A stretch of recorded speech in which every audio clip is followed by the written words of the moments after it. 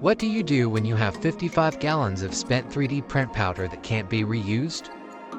We shipped it to Nexa 3D to see if the powder could be recycled and turned into more prints. The Quattro socket.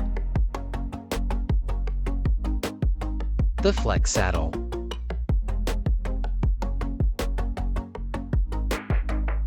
Q bolts.